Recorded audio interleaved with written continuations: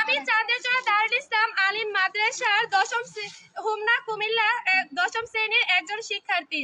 গত 12 অক্টোবর 2025 তারিখে সম্মানিত শিক্ষকবৃন্দ সারা দেশ থেকে ঢাকার প্যাসকেল ক্লাবে 3টি দাবি নিয়ে সরকারের প্রতি আহ্বান জানান।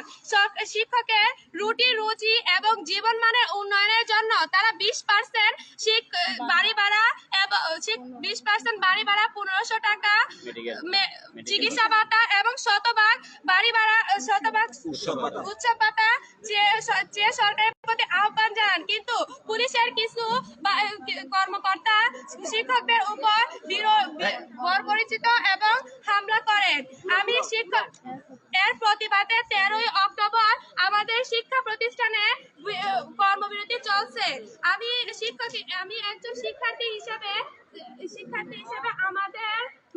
আমাদের শিক্ষকদের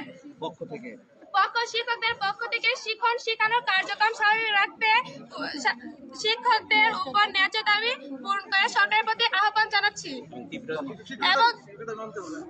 এবং তা শীঘ্রই মানতে হবে। শিক্ষকের উপর হামলা কেন? শিক্ষকের ন্যায্য দাবি। শিক্ষকের উপর হামলা কেন? শিক্ষকের ন্যায্য দাবি মানতে হবে, মেনে নাও। শিক্ষকের উপর হামলা কেন? শিক্ষকের ন্যায্য দাবি।